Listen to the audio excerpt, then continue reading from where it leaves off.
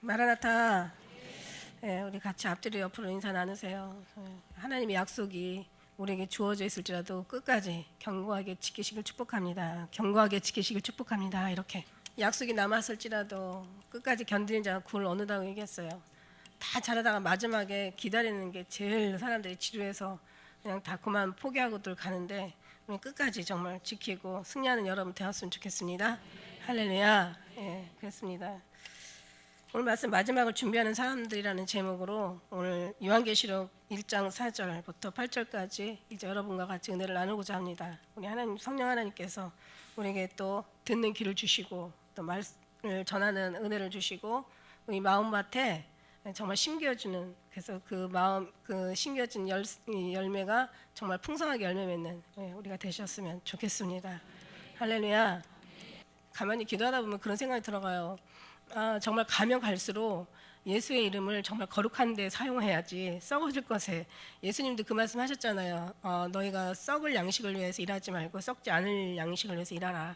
근데 예수님께서 우리에게 거룩한 이름을 주시고 정말 거룩한 죽음을 주시고 우리 주님께서 그 정말 거룩하신 주님을 우리에게 주셨잖아요.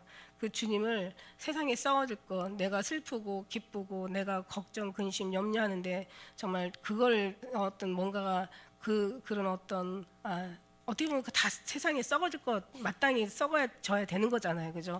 당연히 슬퍼야 되고 당연히 죽어야 되는 거. 죽음 앞에는 모든 슬픔과 고통과 근심과 염려와 아픔과 어떤 그런 여러 가지 그 눈물들이 다 포함되어 있는 거잖아요, 그죠? 그런 거를 우리가 잘 섞여가지고 잘 버무려져가지고 그 다음에 잘 썩어야 되는데. 그래서 정말 그래서 예수님 붙잡고 우리 일어나서 주의 영광을 나타내야 되는데 우리는 지금까지 물론 이제 조금씩 배워왔죠. 지금 이제 저도 지금 가르치면서 배우면서 가르치는 거고요. 정말 주님 앞에 저도 많이 이제 이렇게 새롭게 저도 깨달으면서 이렇게 지금 제가 전하게 되는 거예요. 제가 보니까 그렇더라고요. 그래서 과거에는 이제 여러 가지 예수 그리스도의 거룩한 이름을 세상을 위해서 막 사용했는데 이제 어느 순간이 지나고 나니까 야, 이거 썩을 양식일 이름을 위해서 주의 이름을 우리가 쓰는 게 아니고 그 다음에 나의 어떤 유익을 위해서 주님의 거룩한 이름을 사용하는 게 아니고 이제는 내가 뭐 슬프고 어떤 고난을 걱정을 염려를 근심을 이런 것을 없애자고 예수님의 이름을 사용할 게 아니라 오히려 이거를 더 거룩하게 하나님 은혜에서 잘 버무려 가지고 결국은 이제 세상에 썩을 것에다가 세상을 위해서 예수님의 이름을 적용시키는 게 아니고 세상을 위해서 내가 주의 이름을 사용하는 게 아니라 난 정말 온전히 우리는 죽고 예수님만 영광을 받으시도록 이제 거기까지 가야 된다는 어떤 그런 하나님의 그런 말씀을 은혜를 주시는 거예요. 그래서 제가 그렇구나. 가면 갈수록 이제 자꾸 육신의 것과 나의 나된 것과 내 생각과 내 아는 것과 내가 뭔가 살으려고 하는 것들이 자꾸 그쪽에서 이제 멀어지는 거예요. 멀어지고 오히려 내가 더 주님 앞에 그러면서 더 그 모든 것들이 이제 하나의 어떤 그런 발판이 돼서 결국 주님께로 가까이 가는 그런 어떤 하나의 그 가는 과정이 그러기 때문에 이런 것들도 다 아름답고 이것도 썩어지는데 다 우리에게 정말 아름답게 필요한 어떤 그런 자료들이더라 이런 생각이 들어가면서 누가 그런 얘기 했다고 그래요. 어떤 뭐 정말 너무너무 이제 뭐 미국의 어떤 이건 하나 이제 세상 예를 드는데 부자가 정말 너무너무 훌륭한 이제 어떤 그런 재벌이 된 거예요. 그래서 막 사람들이 취재를 했겠죠. 당신 정말 어떻게 이렇게 훌륭한 이렇게 재벌이 되었냐고 그러면서 얘기했을 때 인터뷰를 하는데 자기는 자기 아버지한테 굉장히 감사하다고.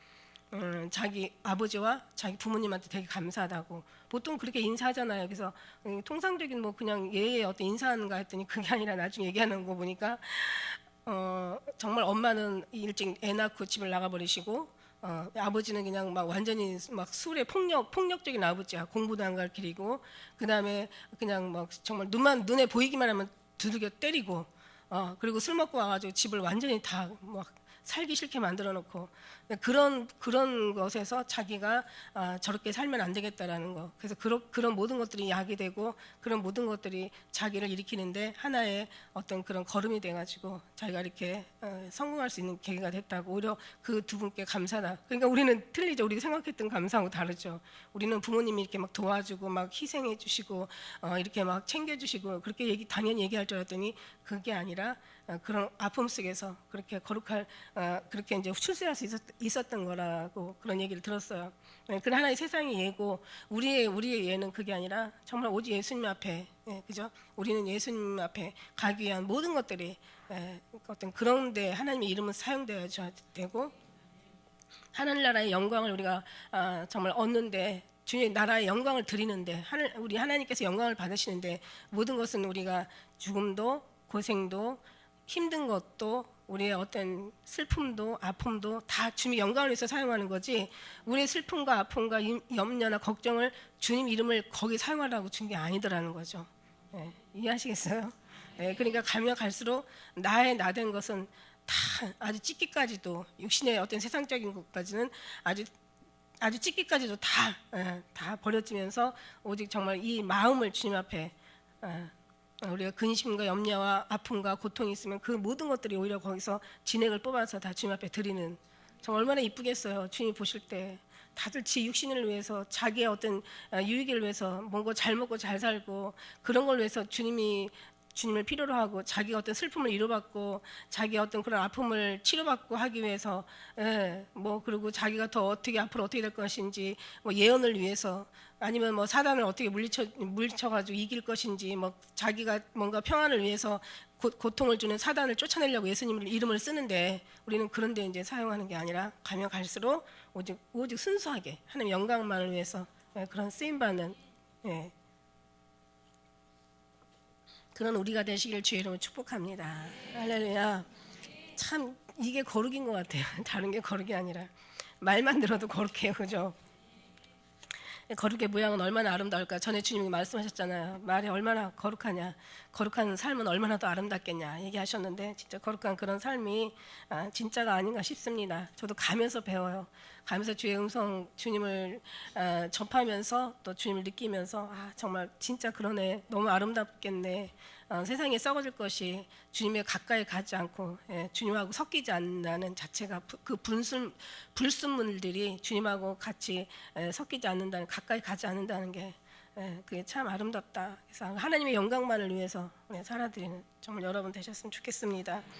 오늘 말씀 속에서 마지막을 준비하는 사람들, 지난번에 말씀드렸죠. 성경이라는 것은 정말 계시록은 이미 하나님께서 창세기부터 계시록까지, 이 계시록이 이제 어떤 그런 예언이 굉장히 이제 좀 난해한 부분들이 많이 있잖아요. 그러다 보니까 막 이걸 막 자기 생각을 집어넣고, 자기 어떤 경험담을 집어넣고, 자기 어떤 그런 뭐 받았다는 영으로나 막 이렇게 얘기하잖아요. 성경에 막 자기는 받았다는 영으로 막 집어넣고 막 섞이고 막 희석을 시켜가지고, 뭐 하나님의 어떤 그 성경 말씀을 잘못 해서 가르치다 보니까 이제 막 이 계시록을 굉장히 사람들이 혼란스럽게, 여기서 많은 혼란을 야기시키다 보니까 이제 사람들이 계시록을 이제 얘기만 하면 이제 막 머리가 흔들리고, 막 계시록 얘기하면 막 이단이라 그러고, 막 계시록이 잘못하면 막 큰일 난다 그러고, 막 그러다 보니까 계시록을 안 풀잖아요. 근데 이제 성경에 말씀하신 대로 창세기부터 계시록까지 이제 우리 하나님께서는 우리에게 필요한 말을 다 주셨다고 말씀드렸어요.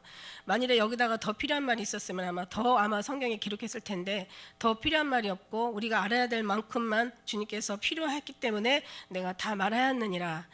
그래서 마태복음 24장 25절 말씀, 내가 너에게 다 말하였느니라 말씀하신 거예요. 이제 우리에게 다 말씀하셨어요. 근데 이제 이게 무슨 문제가 있다 그래가지고 그러니까 성경에서 성경을 빼고 가르치면은 이제 너의 생명책에서 널 빼버린다고 얘기하셨어요. 무서운 거지 더. 그러나 또 여기다가 또 혼란스럽게 뭔가를 받았다는 영으로나 뭐 여러 미혹되는 영으로 인하여서 자기가 또 뭐 체험했다는 것으로 인해서 또 계시록에다가 말을 더해서, 성경 아닌 이상의 말을 더할 때는 내가 너에게 재앙을 더할 것이라, 이렇게 말씀하시잖아요. 그러니까 하나님께서는 다 필요한 말씀을 다 주셨기 때문에 우리는 그냥 말씀 그대로 보면서 이제 계속 읽다 보면 이제 얼마나 지금 시대가 급하고 지금 돌아가는 상황들이, 성경을 읽어야 보이죠. 성경 거울인데 예, 거울을 봐야 자기가 어디 부분이 잘못됐는지 알듯이 성경은 어떻게 보면 시대를 얘기하는 거잖아요. 근데 이 모든 것을 이렇게 성경을 보면서 시대를 보다 보면은 어떤 부분이 이 부분이 이거하고 맞아떨어지고 이 부분은 지금 뭐 지나갔고 이 부분은 지금 와 있고 이 부분은 다시 올 이제 앞으로의 일들이고 이런 것들을 다 조명하게 된단 말이에요. 성경이 빛이란 말이에요.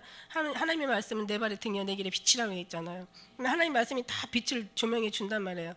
그러니까 어느 부분은 읽고 어느 부분은 안 읽고 이거는 상당한 문제가 있죠. 성경은 다 하나님께서 쓰신 거고 다 예수님에 대해서 얘기한 거니까 우리는 다 당연히 봐야 될 이유가 있는 거죠. 그래서 성경을 다 꼼꼼히 다 자세히 보시라고 성경이 얘기했잖아요. 너희가 하나님의 말씀을 자세히 보라.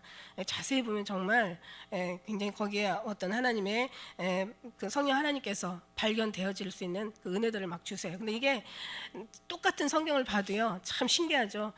뭐 진짜 보여지는 사람한테 있어 성경을 한 번 봐도 보여지는 사람이 있고 10번, 20번, 100번, 1000번, 10,000번을 봐도 그냥 그 보이지 않는 사람들이 있단 말이에요. 뭐든지 그래요. 이 길을 가다가도 그냥 항상 그 자리에 수십 년 정말 오랫동안 그 자리에 어떤 가게 점포가 있단 말이에요. 점포가 있는데 나와 상관없을 때는 그냥 스치고 지나가는 거야. 근데 내가 뭔가를 필요할 때는 어디 보다 보면 거기 그게 있는 거예요. 그러니까 내가 관심 있을 때 보게 되는 거지 관심이 없을 때는 그냥 수십 년 뭐 그 이상의 더 많은 시간들이 그 자리에 있어도 우리는 관심이 없다라는 거죠. 그래서 우리가 관심이 있는 부분이 성경 말씀도 마찬가지예요. 그냥 지나갈 때는 그냥 몰랐던 건데 시대가 보이면서 하나님께서 관심을 갖게 하고 이 관심을 또 듣게 하잖아요, 그죠? 읽고 듣는 자가 복이 있다고. 그래서 이런 주님 예수님이 오셔 구름을 타고 오셔 뭐 여기 성경에 아니 구름을 타고 오신다는 말씀 수없이 얘기하고 예수님께서 승천하시면서 구름을 타고 올라가시면서 하시는 얘기가 그 천사가 보라 네가 본 그대로 다시 온다고 얘기했는데도 이런 얘기를 그냥 아무것도 아니라고 별거 아니라고 그냥 뭐 때 되면 다 오시니까 관심 가질 거 없고 신경 쓸 거 없다고 이렇게 얘기하면 그냥 그대로 다 흘러가요. 정말 뭐 하나도 긴박감이나 어떤 그런 중요하다는 거나 뭔가 이게 나와 생명과의 결탁되어 있다라는 것을 전혀 몰라요. 다 그러니까 가르쳐 주는 사람이 참 이게 잘못 배우기도 했지만 잘못 가르치니까 잘못 배우는 거죠. 그래서 가르치는 사람이 문제가 심히 많은 거죠. 그래서 하나님께서는 이제 종들에게 이걸 깨닫게 하시려고 주신 건데 이 종들이 눈이 어두니까 그죠? 소경을 인도하면 다 구덩이에 빠진다고 모르니까. 근데 우리는 이제 이걸 이제 주님이 이제 알려 주시니까 이거 저도 몰라요. 저도 몰랐던 거예요. 몰랐던 부분인데 주님께서 그냥 수시로 꿈이나 잠이나 이상 중에나 또 잘 때나 졸 때나 또 아니면 성경을 볼 때나 뭔가 이럴 때 하나님께서 굉장히 그 부분들을 다루어 주시는 거예요. 제가 누구한테 배운 것도 없고 누구한테 들은 것도 없고 저는 누구예요? 그 멜기세덱 족부도 없고 시작한 날도 없고 끝도 없고 어미도 없고 아비도 없고 이제 마지막 마치는 뭐 뒤에 어떤 아무것도 없어. 어디서부터 왔냐? 하나님으로부터 주신. 그러니까 사도 바울이 그거잖아요. 내가 사람으로 말미암아 배운 것도 아니요, 사람에서 난 것도 아니요, 하나님의 계시로 말미암아 사도 되었다라는 말씀처럼. 그러니까 이게 하나님이 주셔야 되고 여러분도 성령 하나님으로부터 어떤 그런 사인을 받아야 되는 거죠.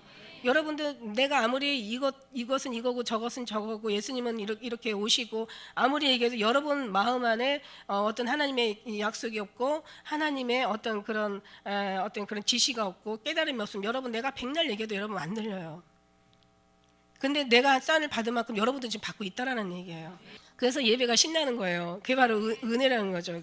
알고 있는데 얘기해 주니까 그리고 그게 믿어지니까. 그래서 그런 속에서 저도 이제 몰랐던 사실이죠. 근데 성령 하나님께서 이렇게 딱 성경을 피면서 말씀을 주면서 시대를 쫙 정말 조명해 주면서 성경하고 조명하고 딱 보니까 딱딱딱 말아 떨어지는 부분들이 많이 있더라는 거죠. 예수님께서 오신다고 하셨을 때 메시아 오셨다. 그 다음에 3일 동안 우리 죽으시고 죄를 담당하시고 죽으시고 3일 만에 부활하시고 그 다음에 이제 살아나셔서 하늘에 승천하시면서 이제 내가 본 그대로 다시 오리라 하신 마지막 언약만, 그러니까 5분의 4는 다 언약이 성취되었고 마지막 5분의 1 오실 예수님, 그 예수님 초림 예수님 오신다고 하셨을 때 반드시 오신 것처럼 우리 예수님은 누가 온다고 해도 오시고 안 온다고 해도 오시는 거예요. 왜냐하면 성경. 근데 이걸 우리가 준비를 해야 되는데 오늘 마지막을 준비하는 사람들인데 이걸 준비해도 되고 안 해도 되는 게 아니에요. 이건 반드시 준비해야 될 일이죠. 준비라는 건 어떻게 하냐? 우리가 준비할 건 아니죠. 물론 하나님께서 우리를 택해서 데려가실 거지만은, 그러나 데려가실 사람들한테는 적어도 예수님이 오신다는 것을 믿어야 된다는 거죠. 그리고 예수님 사랑 안에서 말씀하신 말씀을 지켜야 된다는 얘기죠. 내 계명을 지키는 자라 나를 사랑하는 자니, 나를 사랑하는 자는 아버지 사랑을 받을 것이고 나도 그를 사랑하여 그에게 나를 나타내신다고 하는 것도 이게 사랑이거든요. 이게 첫째 계명이고, 또 첫째 계명만 있으면 일자 십자가에 새로밖에 세워진 게 아니라고 그랬잖아요. 이 사랑을 가지고 이제 내 이웃을 내 몸과 같이 사랑하라. 이게 이제 두 번째 계명인데, 이 계명의 두 번째 사랑은 사망에서 생명으로 옮겨주는 것 이상 더 큰 사랑은 없다. 그러니까 이제 구원의 사랑을 이제 우리가 드리는 거죠. 근데 이제 구원의 사랑을 드리는데, 이 사랑도 우리가 전했을 때 상대방이 안 들으면 어쩔 수 없어요. 그거 뭐 어떻게 뭐 멱살을 잡고 끌고 갈 수도 없는 거고, 뭐 머리채를 갖고 다리 뭉댕이를 부러뜨려서 주님 앞에 갖다 엎드려 드릴 수도 없는 거예요. 이건 하나님은 자유의지의 마음을 주셨기 때문에 그 사람이 선택을 해야 되는 거죠. 그러나 그 중에서도 택함을 받고 들려 올라가기 작정된 자는 이제 이 하나님의 주님 예수님의 오심에 대해서 믿게 되어 있는 거죠. 할렐루야, 믿게 되어 있어요. 예, 이건 뭐 정말, 아니 어떤 사람은요, 그래서 제가 말씀드리기를, 성경을 통해서 깨닫는 게 빨리 깨닫는 거다. 그러나 선지자를 통해서 깨닫는 것은 더디 깨닫는 거예요. 그래도 어쨌든 간에 그 기회를 놓치면 안 된다는 거죠. 그런데 뭔가 어떤 현실 속에서 이런 삶 속에서 깨닫는 것은 아주 늦은 후회가 있을 뿐이죠.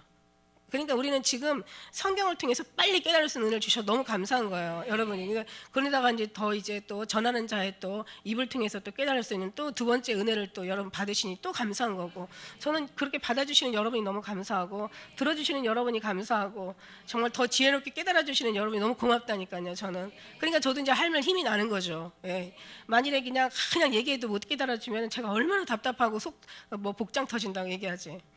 근데 여러분이 알아주시고 깨달아주시고 이걸 믿어주시고 받아주시고 준비해주시고 하니까 정말 너무 감사하죠. 근데 이제 이런 사람들이 또 많이 또 계세요. 그래서 또 더 감사하고, 할렐루야. 이건 저로 말미암아 된 것이 아니라 예수 그리스도로 말미암아 청함을 받은 자는 많아도 택함을 입은 자는 적다고, 택함을 입은 자를 통해서 이런 어떤 그런 믿음이 나오는 거죠.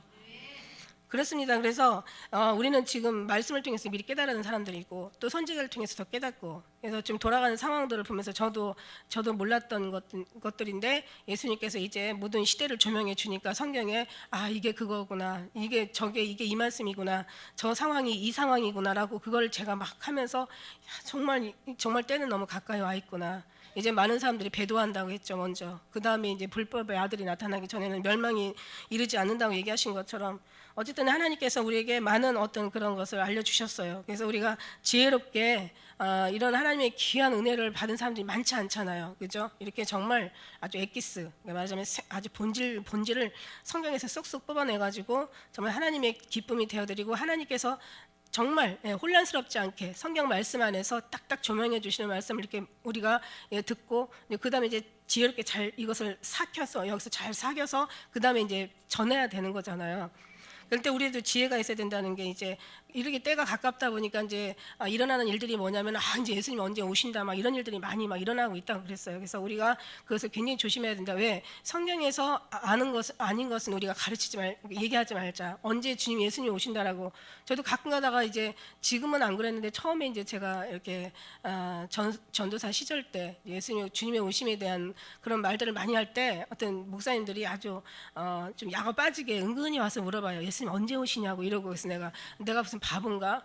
성경에 그런 게 아버지만 아신다고, 천사도 모르고 아들도 모르고 아버지만 아신다고 그랬는데, 그걸 우리가 어떻게 하냐고. 다만 우리는 언제, 오늘 예수님 오실 것처럼 항상 준비하고 있어라. 만일에 1년 후에 2년 후에 하면은 그걸 예수님 오심을 딜레이시키는 거란 말이에요. 그러니까 준비할 수 있는 기회를 딜레이시켜 버리는 거예요. 그 시간 동안에 방심하게 만들어 버리는 거란 말이에요. 그러니까 우리는 그게 아니라 정말 오늘 예수님 오실 것처럼, 그래서 항상 예수님 오실 때는 늘 우리가 깨어서 기도를 하고 있든가 찬양을 하고 있든가, 늘 주님을 향해서 우리 마음이 완전 열려있는 상태가 돼야 되는데, 그게 바로 예배라고 말씀드린 거예요. 그래서 그런 예배 시절에 예수님께서 오시면 참 좋겠다. 특히 막 찬양하면서 막 마음이 막 완전히 주님을 향해서 정말 날아오를 때, 막 나라를 펴고 막 붕붕 뜰 때, 막 너무 감사해서 어쩔 줄 모를 때, 막 죽음조차도 이길 것 같은 어떤 그런 막 소망이 이 속에서 막 발동할 때 있어요, 없어요? 있잖아요, 그죠? 예. 많지는 않지만 길지는 않지만 덜어 있어요. 그죠? 정말 너무 행복해가지고 그때는 그 힘이 막 정말 모든 걸 다 이길 수 있는 어떤 그런 사랑이 우리에게 막 감동할 때가 있어요. 그때 좀 오셨으면 좋겠다, 막 이런 마음, 그런 소망 가지고 있을 때, 그러면 그때가 바로 정말 신령한 진정한 예배를 드리는 때인데, 그렇다면 우리가 항상 예배가 돼야 되지 않냐. 그러다가 나온 말이 삶이 예배가 되고 예배가 삶이 됩시다.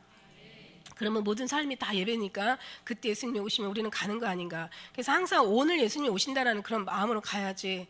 그렇지 않고 언제 뭐 예수님이 오신다 막 이러면은 그러면 그게 이제 이런 어떤 문제점이 있는지 제가 그거를 한번 곰곰이 생각해봤어요. 자, 보세요.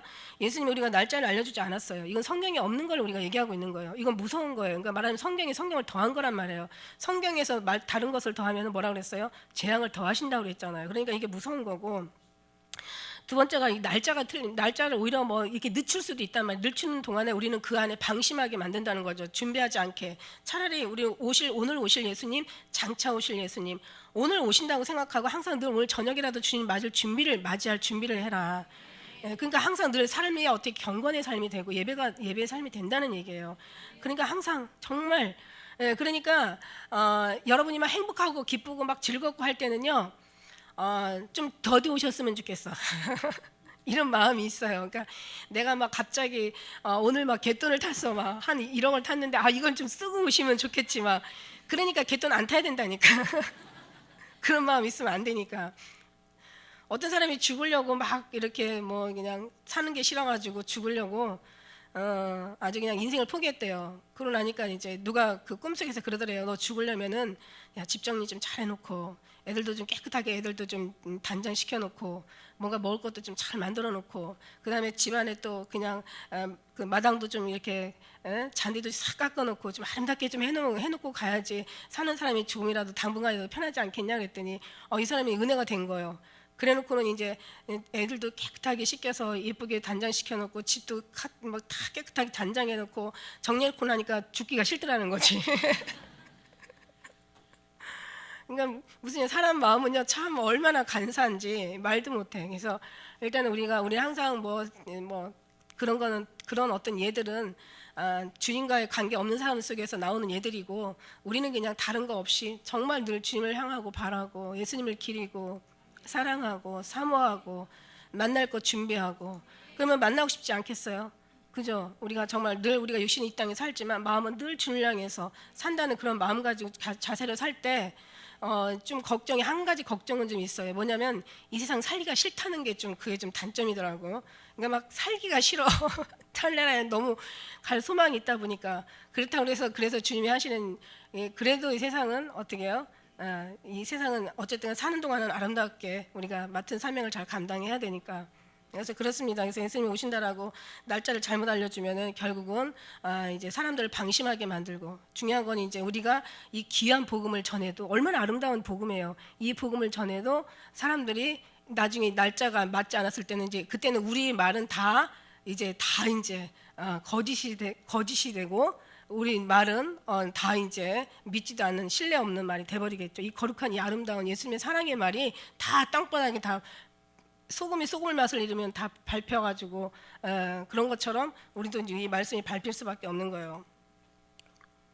그 다음에 이제 우리가 하나님께서는 우리가 인생에 사는 데도 있어서 굉장히 이 땅에서도 성실한 삶을 원해요. 누구 뭐 그런 말이 있잖아요. 뭐 내일 멸망이 올지라도 종말이 올지라도 오늘 한 그루의 사과나무를 심으라는 말이 있는데 저는 그 말 참 정말 제가 이렇게 설교할 때마다 예를 드는데 참 아름답다고 생각을 해요. 왜냐하면 예수님께서 이 성경에다가 얘기하지 않는 것은 날짜를 얘기하지 않는 것은 혼란스럽지 않게 하기 위한 거고 우리가 사는 동안에는 성실한 삶을 살기 위한 것이 하나님 앞에 그런 아마 뜻이 분명히 담겨 있을 거라고요. 근데 예수님이 언제 오시냐 막 이러구나. 왜 하나님께서 우리가 죽는 거에 대해서도 얘기 안 해주잖아요. 내 생명이 언제 끝난다는 것도. 예를 들어서 내가 만일에 우리 인생이 내가 예를 들어서 뭐 몇 년도에 몇 월 며칠 몇 시에 어떤 모습으로 죽게 될 거라고 생각한다면 사람이 그 사는 동안에 살겠냐고요. 언제 죽을지 모르니까 그냥 내일도 모르니까 그냥 사는 거지. 만일에 뭐 1년 후에 몇 월 며칠 어떻게 죽는다고 생각하면은 그 1년이 그 죽을 생각 때문에 기쁘고 즐겁겠냐고요. 얼마나 고통스럽고 괴롭겠어요. 그러니까 예수님께서는 얘기해 주지 않으신 목적도 이 땅에 사는 동안 열심히 살으라고. 성실하게 살아라고, 최선을 다하라고, 예수님의 그 자녀들답게 아름다운 모습을 보여주라고 그러면서 얘기해 주신 게 아니겠냐고요. 그래서 더 성실하고 더 게으르지 않고 더 열심히 더 부지런하게 더 쓸고 닦고 그냥 깨끗하게 그렇게 살라는 거예요. 그러면서도 예수님은 하늘나라에다가 마음을 뺏기지 말고 살라는 거죠. 하늘나라에다 마음을 뺏기고 이 땅은 뺏기지 말라고 얘기하시는 거죠. 그 다음에 이제 지금 사람들이 다 얘기 안 했는데 날짜를 얘기한다면은 당연히 이제 이단으로 보겠죠. 사람들이 저거는 잘못된, 예수님이 날짜가 틀렸다, 뭐 우리가 날짜 얘기해가지고 그 날이 맞지 않는 거는 두 번째 치고더라도 우리가 날짜를 얘기하는 순간부터 우리는 이제 이단이 돼버리는 거예요. 그래서 이제 그것 때문에 얘기하지 말라고 얘기하는 거죠. 그 다음부터는 요즘 이제 그런 일들이 하도 여러 번번이 일어나다 보니까 이제 날짜 얘기하면은 이제 아무도 이제 그 다음 얘기도 믿지도 않아요. 거기다가 이제 날짜들 딱 지났는데 안 오셨어? 코 봐라. 쟤는 완전 가짜야. 막 이런 식으로 완전히 그냥 진짜가 그냥 순간에 이제 가짜가 돼버리는 거예요. 그래서 하나님께서는 뱀처럼 지혜로우라고, 우리는 항상 오늘 오실 예수님, 오늘이라도 예수님이 오신다면 우리는 정말 할렐루야 나는 가노라, 그냥 이 땅에 미련 없이 갈 수 있는 그런 마음, 그런 마음으로 이제 살라고 얘기하십니다. 할렐루야. 그래서 그러면서 이제 많은 사람들이 또 얘기했는데도 또 안 믿는 사람들이 있잖아요. 성경의 말씀에 보면은 이제 주님의 강림을 부인하는 자들이 있다고 했어요. 베드로 후서의 3장 3, 4절의 말씀에 보면 주님이 어디 오신다는 말씀이 어딨냐 막 이러면서, 그러면서 우리가 조상 때부터 다 그냥 그저 있지 않냐 막 이러면서 믿지 않는 사람들이 있고, 또 말세에 또 기롱하는 자들이 있고 불어 잊으려하는 자들이 있고, 그 다음에 이제 마태복음 24장 48절에 이제 더디 온다고 생각하는 자들에게 화가 있다고 얘기했잖아요. 그래서 항상 더디 온다고 생각하는 거예요. 뭐 10년 아니 뭐 100년 뭐 아니 뭐 우리 사는 동안에는 안 온다라고 얘기하는 그런 사람도 있어요. 날짜를 아까 빨리 온다고 얘기하는 것도 잘못이지만 또 오실 분을 안 오신다고 얘기하는 것도 잘못이라는 거죠. 그러니까 이게 사람이 그래서 지혜로워야 된다는 얘기예요. 그리고 또 이제 창세기 19장 14절에 보니까 롯의 그 왜 사위들도 있잖아요. 그때 이제 천사들이 이제 그 식구들을 빨리 이제 도망가라고 얘기했을 때 이제 하나님께서 이를 불과 유황으로 이제 멸망하겠다고 했을 때 농담으로 여겼더라. 뭐 이런 사람도 있어요. 농담으로 여기거나 더디 온다고 생각하거나 불어 잊으려 하는 자들이나 예수님 오신다는 것을 부인하는 자들. 그 다음에 또 혹 말로나 영으로나 받았다는 이런 사람들, 이런 것이 문제고, 그 다음에 어떤 이런 모든 하나님의 말씀을 더하거나 빼거나, 그 다음에 날짜를 말하거나, 또 이 종말을 핑계로 대서 아주 못되는 사람들 있잖아요. 자기 이익을 삼으려고 하는 사람들이 있겠어요, 없겠어요? 많아요. 아주 정말 잔인한 사람들 많죠. 그래서 이 종말론자들이 하는 그 특유의 그 사기꾼들 하는 짓들이, 예수님 오시니까 너희들 재물 뭐가 필요 있냐 다 이제 갖고 와라면, 그럼 저는 왜 필요가 있는데 지는 뭐 때문에 그게 필요가 있어요. 그걸 보면 어떻게 했어요? 우리가 지혜가 있어야 되잖아요. 그런데요, 참 사람들이 분별이 없이요 그렇다고 그래가지고 다 갖다 빼다 주는 사람이 있어요. 야, 너무 신기하죠, 그죠? 야, 진짜 우리는 그렇게 눈먼 사람 하나도 없어요. 우리 교회는 절대로 없어. 저도 없기를 바라고. 정말로 핑계 대가지고 막 그냥 어느 어느 교회도 막 그런 교회 많아가지고 이제 문제가 되고 그러더라고요. 막 갔다가 그냥 정말로 이제 막 정말 얘기하면서 다. 그리고 심지어는 이제 어느 사건도 있었잖아요. 그때 예수님 오신다 그래가지고 다 막 한 교회가 막 다 다 죽었죠, 그죠? 전부 막 자살한 그런 사건도 있고. 또 옛날에 예수님 오신다 그랬더니 뭐 그냥 큰 흰 광목 있잖아요. 왜 아기들 왜 기저귀 쳐나는 그 광목인가? 그 뭐라 그래요? 천 갖다가 막 몸을 다 묶어가지고 한 사람이 가면 같이 간다고. 그 텔레비에 나와서 옛날에 나왔었어요. 광목 갖다가 흰 천으로 다 목사님부터 시작해서 다 줄줄이 무슨 굴비 엮듯이 엮었어요. 여러분, 영으로 가는데 그거 묶인다고 그게 갑니까? 그 자체부터도. 그런데 거기 가서 묶여 있는 사람들은 뭐냐고요. 그러니까 참 성도들이 지혜가 없고 분별이 없는 거예요. 무서운 거야. 정말 무서운 거야. 그 다음에 그때 언젠가 막 예수님 오신다 그래가지고 전부 갈릴리로 갔잖아요. 이스라엘 있는 돈 없는 거 다 재산 팔아가지고 다 갈릴리로 가서 예수님 가신 그대로 거기서 그대로 가신 그대로 온다 그래가지고 다 갈릴리로 간 사람들도 얼마나 많이 있나 몰라. 예, 보면은 참 진짜 웃지 못할 아주 기가 막힌 어떤 일들이 얼마나 많은지 몰라요. 그러나 이건 우리 영이잖아요, 그죠? 영적인 거. 물론 우리 몸이 물론 변화돼서 올라가는 거는 맞아요. 산채로 올라가는 건 맞지만 그게 엮는다고 가는 게 아니에요, 이게. 그래서 우리가 여러 가지 지혜가 있게 정말 하나님께서 우리에게 주신 그 말씀 그대로만 우리가 정말 읽고 듣고 또 전하고, 그죠? 그 말씀을 지키고 살면 되는 건데 어려운 게 아니에요. 힘든 게 아니고 말씀 그대로 나와 있는데 우리는 너무 신령해지려고 하고 너무 뭔가를 막 정말 아주 그냥 너무 지나친 의인이 되려고 애를 쓰고 너무 잘하려고 애를 쓰니까 문제야. 그냥 있는 그대로 주님 앞에 드리면 되겠습니다. 할렐루야. 그래서 이제 요한이 이렇게 아시아에 있는 일곱 교회에 이제 편지를 하죠. 이제 자기가 받은 하나님께서 예수님이 천사에게, 천사가 요한이 이제 종들에게 지시한 것이기 때문에 종들에게 지시하라고 이렇게 했기 때문에 요한이 받고서 이제 일곱 교회에게 이제 편지를 하죠. 그러면서 이제도 계시고 그다음에 전에도 계시고 장차 오실 그 보좌 앞에 일곱 영광. 그러니까 사실 요한이라는 이름이요. 그러니까 우리가 막 거룩해져야 천국을 간다라고 생각하고, 물론 이제 우리는 하나님 앞에 변화돼야 되는 건 맞는 건데 너무 거기에 대한 심적 엄청난 부담을 가지고 막 우리가 막 정말 아름다워지고 막 우리가 완전히 뭐 진짜 막 예수님처럼 돼야지 천국을 간다라고 생각을 하니까 사람들이 굉장히 부담을 갖는 거예요. 근데 이 요한도 보고요. 그다음에 우리가 성경의 인물 다 보면은 이제 뭐 정말 시간이 없어서 못하죠, 그죠? 가끔 가다가 말씀드렸지만은 다 사람이에요. 다 죄도 많고요. 상황에 따라요. 정말 어떤 상황에 따라 정말 인간으로서는 저지르면 안 될 짓들을 다 저지른 사람들이고, 그 속에서 물론 많이 회개도 하고 그다음에 기도도 하고 그러면서 변하려고 애도 쓰고 했지만, 그때 와서 이 사람들이 다 천사가 되거나 예수님처럼 막 하나님처럼 막 완전히 뭐 신령해가지고 막 그렇게 대단한 사람들은 아니란 말이죠. 우리도 똑같아요, 다. 우리가 변하고자 하는 것은 육신이 아니라 이 마음의, 이 심령에, 예수님께서 이 땅에 오실 때 너의 중심을, 믿음을 보겠느냐 하는 믿음을 우리가 보기 위한 거지, 우리가 막 완전히 막 모든 것에 물론 예수님께서 오른밥 내려주면은 뭐 왼쪽 밥 뭐 대라고는 말씀하셨고 물론 다 하셨어요. 그래서 뭐 우리가 상황에 따라서 그럴 수도 있지만 그럴 수도 없을 때도 또 있잖아요, 그죠? 원수도 용서해 주라고도 했지만 너무 기가 막힌 지나친 원수는 내게 맡기라고도 얘기하셨잖아요, 예수님이. 네 원수를 네가 갚지 말고 내게 맡겨라.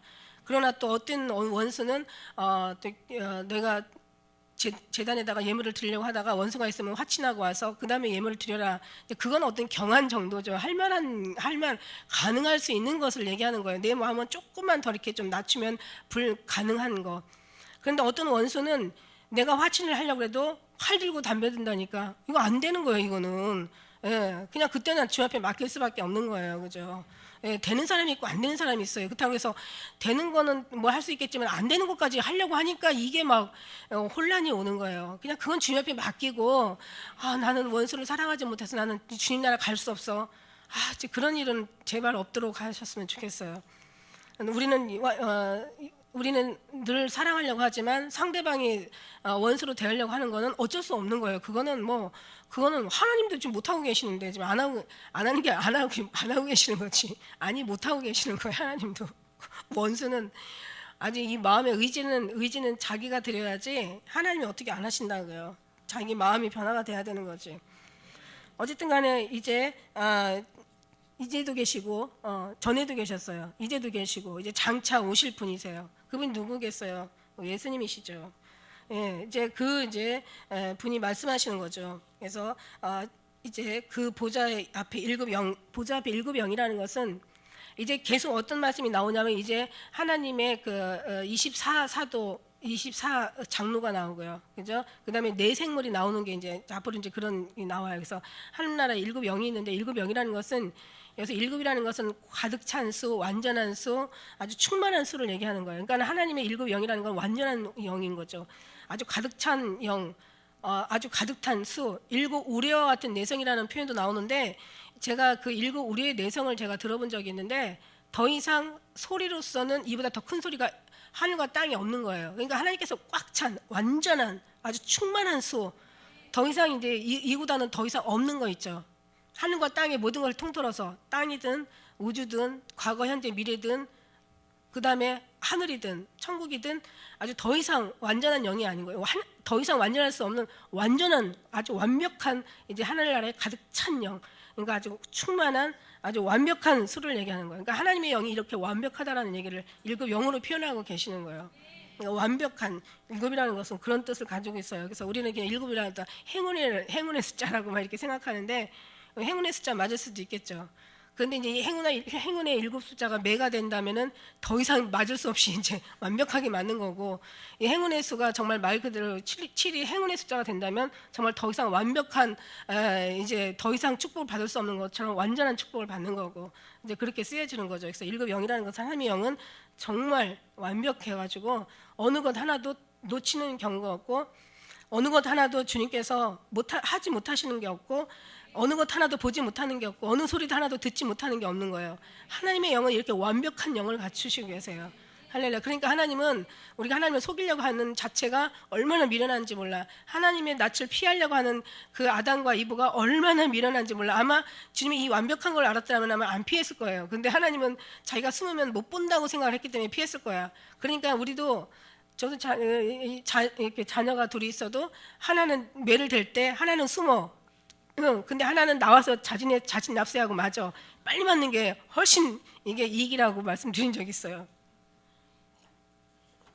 그러니까 우리도 하나님 앞에 빨리 잘못했을 때는 얼른 자기가 그 사실들 잘못된 것을 직고하고 그 다음에 빨리 자진 납세해가지고 매를 맞든지 아니면 용서를 받든지 하는 게 참 좋은 거예요. 숨어서는 절대로 이거는 안 된다는 얘기죠. 하나님 소리는 완전 완벽하기 때문에 하나님의 음성을 피할 수도 없고 눈도 피할 수도 없고 하나님의 소리 우리가 하나님의 어떤 낯을 피할 수가 없습니다. 그래서 또 충성된 증인, 죽은 자들 가운데서 먼저 나시고 땅의 임금들의 머리가 되신 예수님, 그 말미암아 은혜와 평강이 너에게 있기를 원하노라. 하나님이 우리에게 은혜와 평강을 주시는데 여러분이 많이 받아가세요. 할렐루야. 충성된 증인이라고 이렇게 말씀하세요. 여기서 첫 번째는 성자의 모습을 여기서 지금 보여주고 계시는데, 이 성자의 모습의 첫째 단계가 뭐냐면 충성된 증인이야. 7단계를 지금 보여주시고 계시는데, 충성된 증인은 예수님께서는 이 땅에 어떻게 오셨어요? 아버지 뜻을 이루러 오셨다고 얘기했어요. 나는 내가 내 뜻을 이루려 하는 것이 아니라 날 보내신 이의 뜻을 이루려 함이라. 나는 내가 심판을 하는 게 아니라 내가 들은 대로 심판을 하기 때문에 내 심판은 의롭다. 이건 아버지의 심판이시기 때문에. 그래서 예수님께서의 모습은 예수님은 돌아가시면서 하신 말씀이 다 이루었다. 그러니까 완벽하게 하실 말씀 다 하시고 가신 거예요. 내가 다 말하였느니라. 그 다음에 다 이루었다. 예수님은 다 이루시고 다 말씀하셨어요.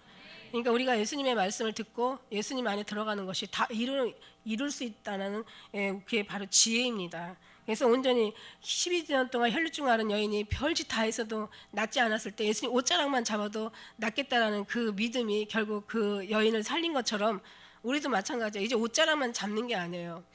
가지가 나무에 붙어 있지 않으면은 열매를 맺을 수 없다고 말씀하신 것처럼 가지는요 나무에서 붙어 있어야지 0.1mm만 떨어져 있어도 어떻게 됩니까?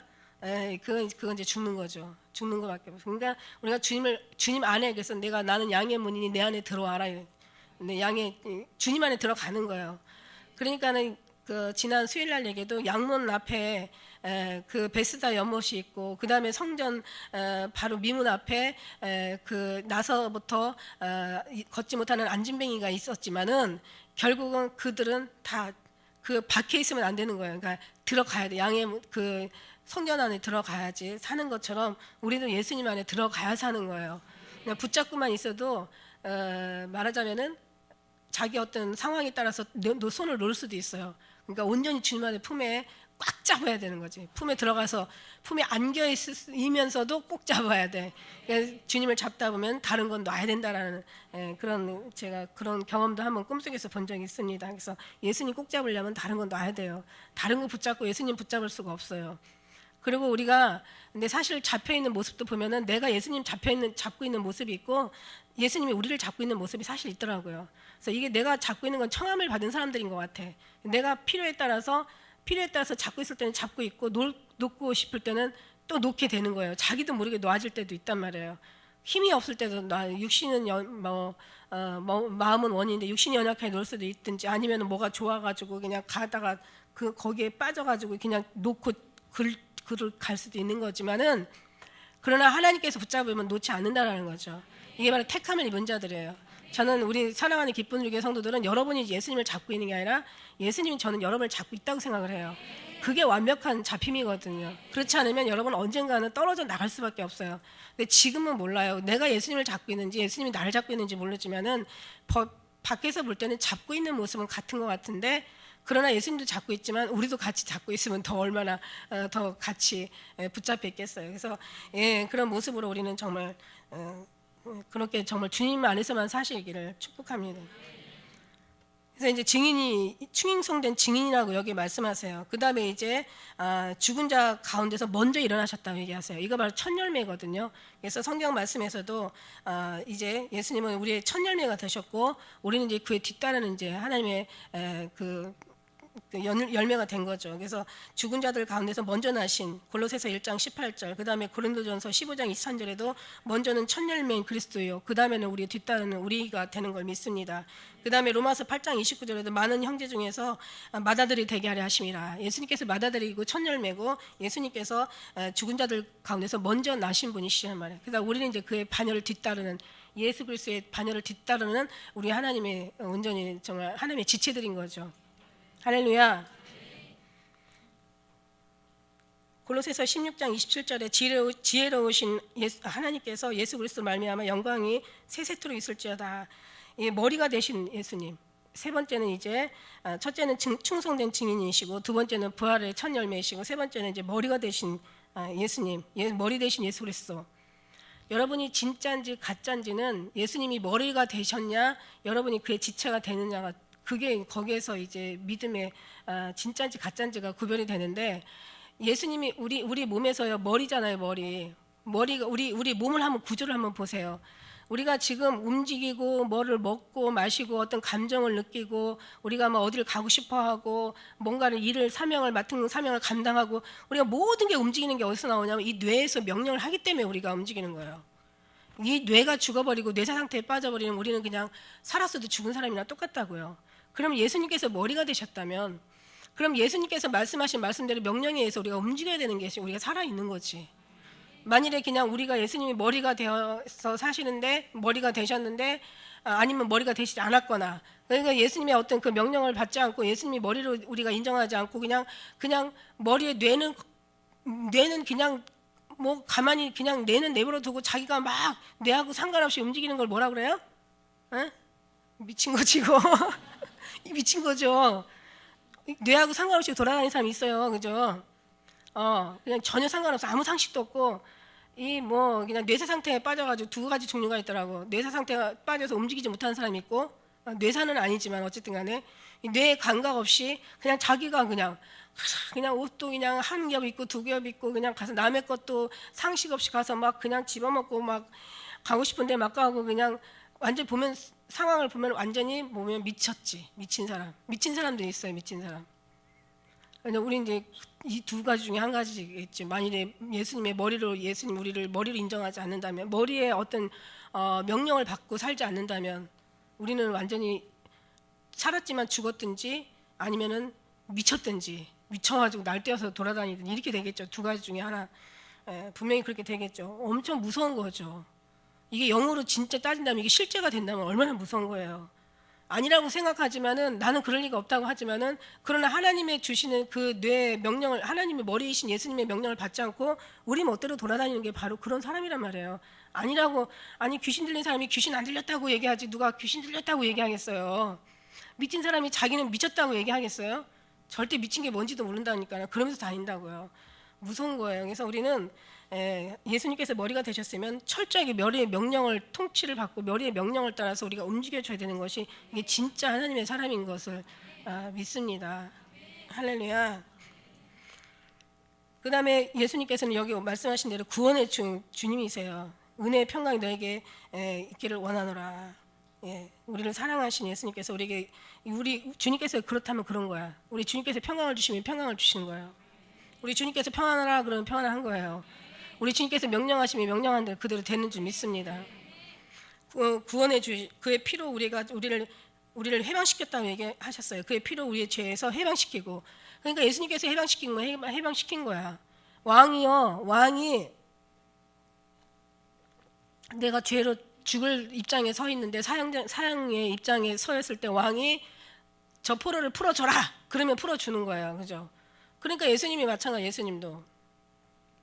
예수님께서 이제 우리의 모든 죄를 대신해서 예수님께서 이제 중보가 되셨잖아요. 그죠? 그러니까 이제 아버지한테 근데 예수님이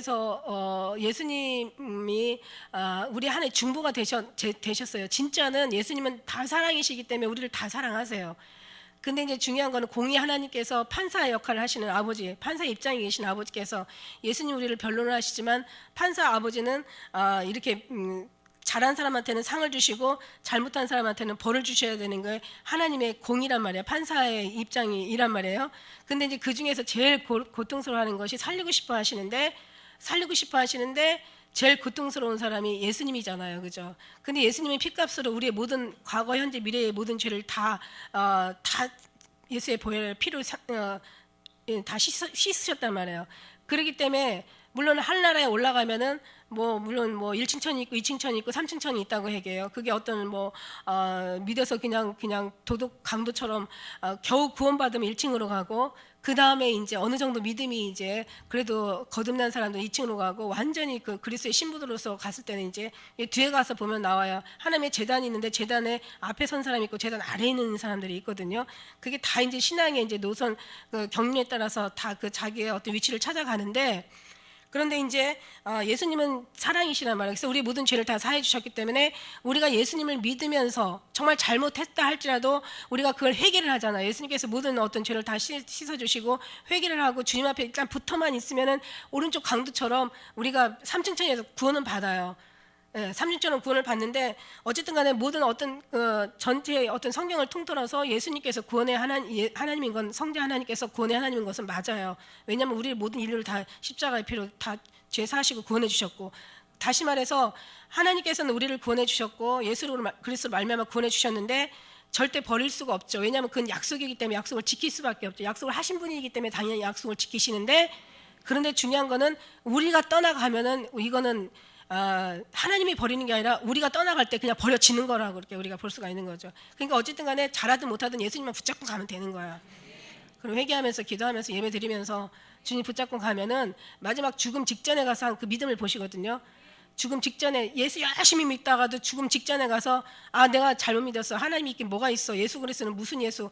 이러면서 죽으면은 아무리 그 안에 업적을 많이 쌓아놨어도 천국은 갈 수가 없어요. 그러나 정말 강도처럼 살았어도 마지막 그 죽음 직전에 가서 나는 하나님의 아들 예수 그리스도를 믿고 내가 잘못 살은 것을 내가 회개하나이다 라고 했을 때는 구원을 받는 거예요. 그러니까 어떤 사람들은 그럼 잘됐다, 이제 죽기 직전에 예수 믿으면 되겠구나. 괜찮아요. 그래도 돼요. 그러나 얼마나 억울하겠어요. 기왕에 이런 남은 시간에 좀 더 열심히 있다가 기왕이면 이 땅에서도 출세하길 원하고 잘 살길 원하는데 천국에서도 그 후미진 데 가는 것보다 좀 괜찮은 데 가면 얼마나 좋겠냐고요. 그러니까 너희 믿음대로 된다고 그런 사람들은 또 그렇게 되는 거예요. 그런데 중요한 거는 그런 기회를 얻으면 다행인데 잘못하다 심장마비로 그냥 자기도 모르게 자다가 갈 수도 있잖아. 자다가 죽을 수도 있잖아. 그러면은 자기 영혼은 지옥에 가서 찾는 거지. 그러니까 그런 약삭빠른 짓은 위험한 거예요. 그렇게 하지 말고, 그 다음에 이제 5번째는 뭐냐면 이제 성도의 제사장으로 삼으셨다는 거죠. 밑에 이제 6절의 말씀에 보니까 그 아버지는 하나님을 위하여 우리를 나라와 제사장으로 삼으신 그에게 영광과 능력이 세세토록 있기를 원하노라. 예, 제사장으로 삼았어요. 우리가 지금 여기서 볼 때는 진짜 제사장은 무슨 제사장, 아이고 정말 자기 몸도 하나도 거스르지 다스리지 못하고 그냥 진짜. 근데 하나님 나라는 그렇지가 않다는 거죠. 우리를 왕 같은 제사장님, 너는 거룩한 나라요. 너 정말 우리를 열방의 하나의 열왕으로 만드셨다는 거죠. 그러니까 우리가 자기가 자기를 어떻게 보느냐에 따라서 참 믿음에 이게 굉장히 갈라져요. 내가 겨우 정말 구원이라도 받으면 되겠다 이런 사람인가, 아니면 정말 진짜 예수님을 잘 알아가지고 와 내가 정말 왕 같은 제사장이구나. 이사야 말씀에 60장도 열왕이 내 묘치로 열방이 내 광명으로 나온다고.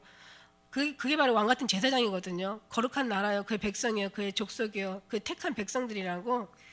그러니까 우리가 정말 하나님이, 하늘나라는 엄청 어마어마하잖아요. 우리가 상상할 수도 없는 하나님 나라에, 우리 하나님의 아버지는 왕이시면서 우리 예수님의, 우리가 정말 신부가 되든지 아니면 뭐 성도가 돼가지고 예수님한테 가든가 해가지고 가면, 하늘나라에 가면은 다 하나님의 어떤 모든 상급이 일단 다 지어줄 거 아니에요.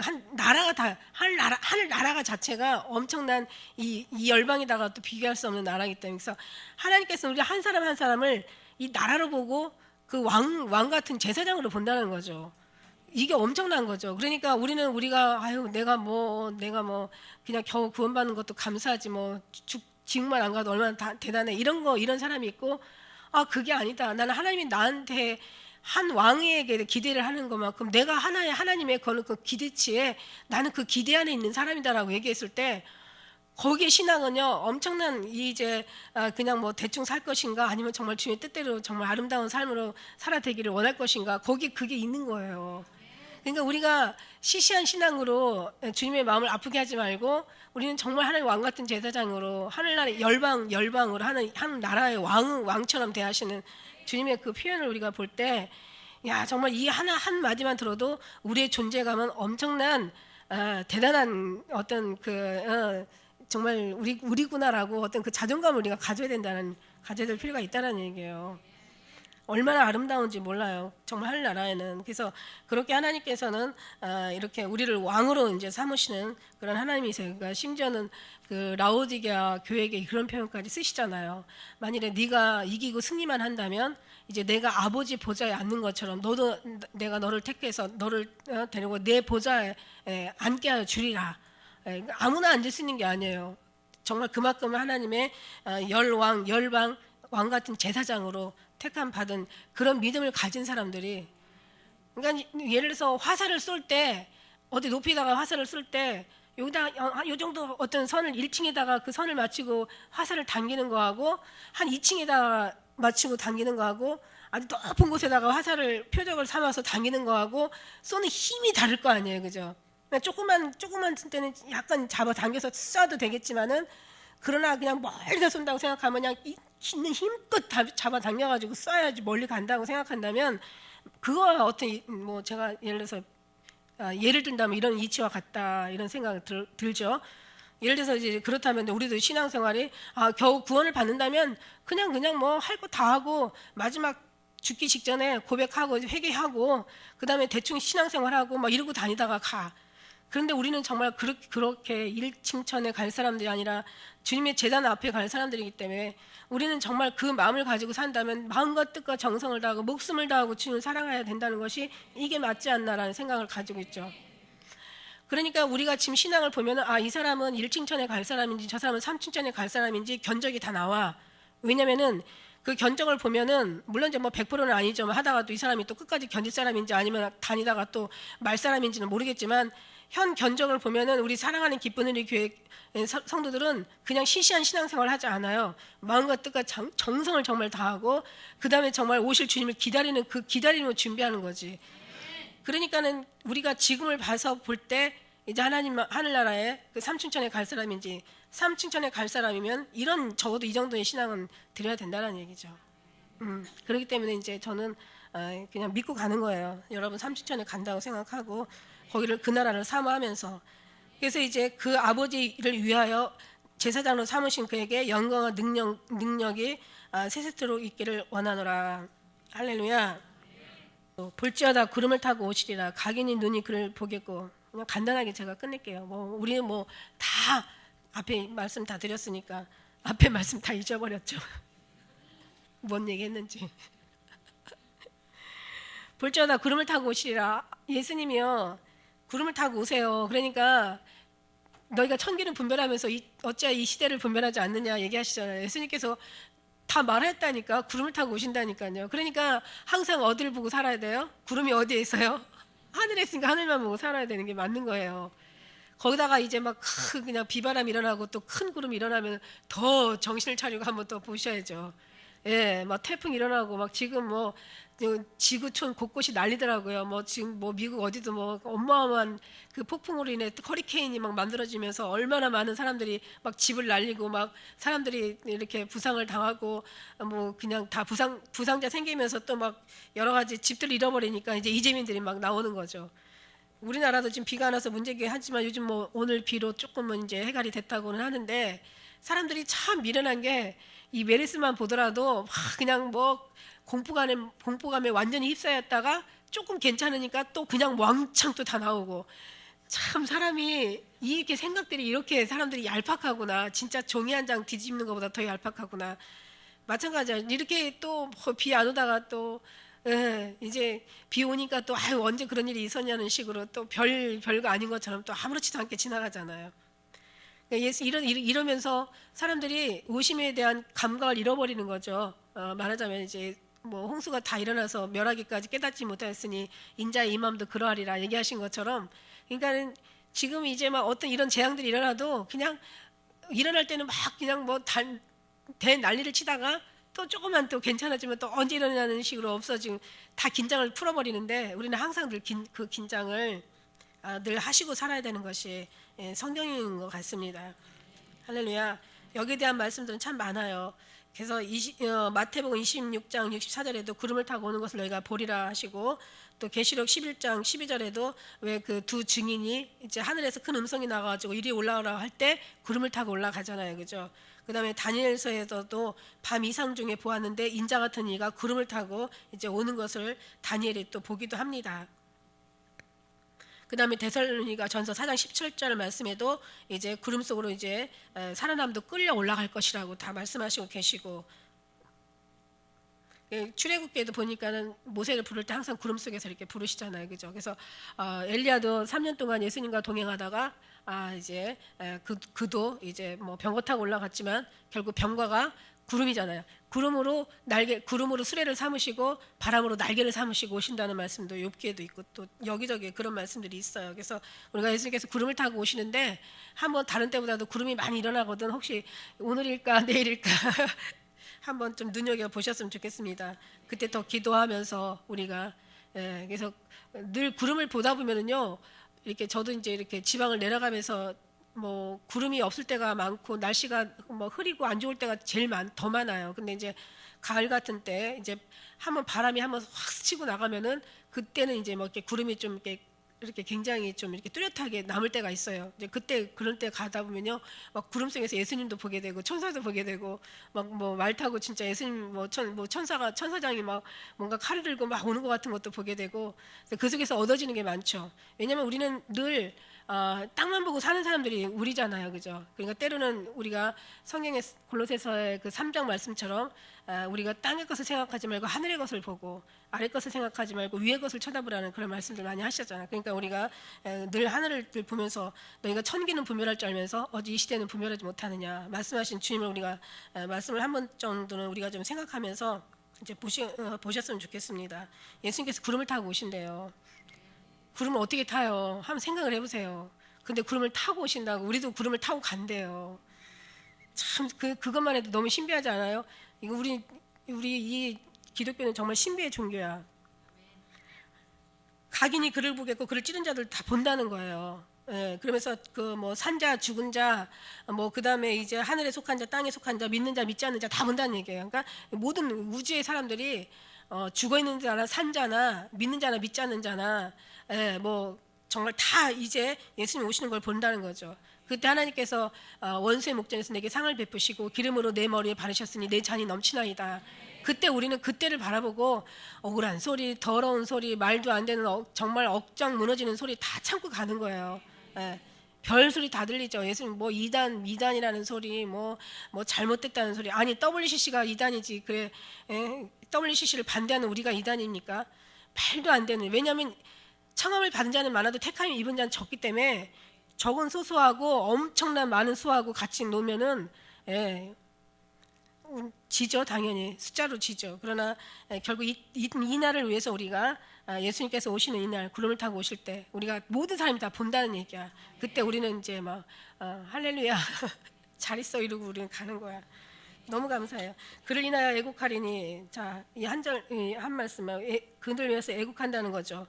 자, 보세요. 못 가는 사람들도 당연히 뭐 애국하고 뭐 산아 나를 가리오라, 뭐 바다 뭐 바위야 나를 뭐 숨겨달라 막 이러고 이제 그 말씀 속에 있는데, 우리도 전에 한번 주님께서 말씀하시는데 귀에 들리는 거예요. 저도 꿈을 속에서 열차가 들어오는데 어떤 사람들은 막 야 죽었다 뭐 이런 사람들이 있고, 소수의 몇 사람들은 이제 살았다 이런 사람들이 있더라고요.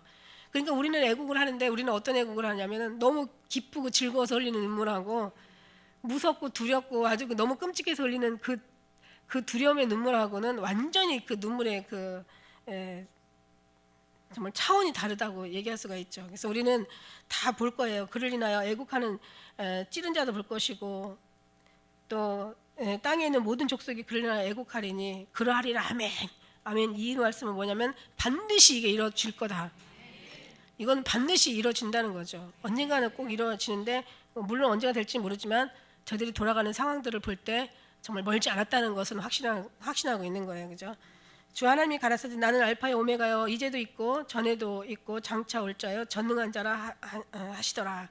장차 올 자, 예수님께서 메시아 온다고 그랬었고 그 약속은 지켜졌고, 이제 다시 오실 주님 오신다고 했으니까 오실 예수님 반드시 오실 건 있습니다. 그 예수님 오실 때 탄식하면서 막 애통하면서 죽었다 이게 아니라 막 후회하는 그런 목소리가 아니라 감사합니다 이제 살았다 정말 할렐루야 막 이런 어떤 그런 모습으로 예수님 맞이하시는 여러분 되셨으면 좋겠습니다. 그러하리라. 아멘. 그거는 뭐냐면 반드시 그렇게 될 거라는 이제 인치시는 말씀입니다. 그러면서 슬퍼하며 애통하며 울지어다 너희 웃음 애통으로 이제 너희 즐거움을 이제 근심으로 바꾸라는 얘기예요. 그러나 우리는 이제 근심하겠으나 그러나 우리는 이제 도리어 근심이 기쁨이 된다고 얘기하셨고, 나는 알파요 오메가, 이게 말씀이 뭐냐면은 이게 하나님이 창조의 하나님, 난 처음이요 나중이요 시작이요 끝 되신 우리 하나님의 모든 영원 무궁하신 하나님을 말씀하시고 계시는 거예요. 하나님이 영원 무궁하시고 전능하신 하나님. 전능하다는 얘기는 그러니까 모든 것에 다 전능하다는 얘기예요. 그러니까 못할 것이 없다는 얘기죠. 제가 이 사역 나왔을 때 정말 저는 아무것도 할 수 없는데 주님이 하시는 말씀이 너는 아무것도 없는 무 맞다 이런 거죠. 저는 아무것도 할 수 없는데 제가 어떻게 나가서 일을 할 수 있겠습니까? 했더니 너는 아무것도 없는 무라는 거죠. 저는 아무것도 할 수 없는 무인데 우리 하나님은 무궁무진한 모든 걸 다 가지고 계신 전능하신 무라는 거예요. 그러니까 아무것도 없어도 물을 쓰고요. 너무 모든 걸 다 해도 물을 쓰시더라고요. 정말 저는 그때 신기한 느낌을 받았는데, 이게 너무 많으니까 정말 지금 없는 것에서도 만들어내시는 하나님이시잖아요. 무궁무진하신 무시라고요.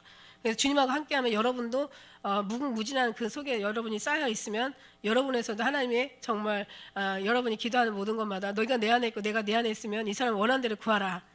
그리하면 이루리라. 할렐루야. 그러니까 오직 주님이 여러분한테는 전능하신 하나님께서 여러분에게는 가장 최고의 어떤 자산이고 여러분의 생명이고, 그분의 어떤 그 분으로 말미암아 여러분이 기쁨이고 즐거움으로 삼으실 때 여러분의 모든 어떤 생명이고, 우리가 죽음조차도 주님으로 은혜 안에서 우리가 구할 때 그 모든 걸 하나님께서 다 책임져 주실 것을 믿습니다. 그래서 예수님밖에 없어요. 오늘 말씀에도 예수님밖에 없고 예수님으로 승리하는 여러분 되셨으면 좋겠습니다. 기도하겠습니다.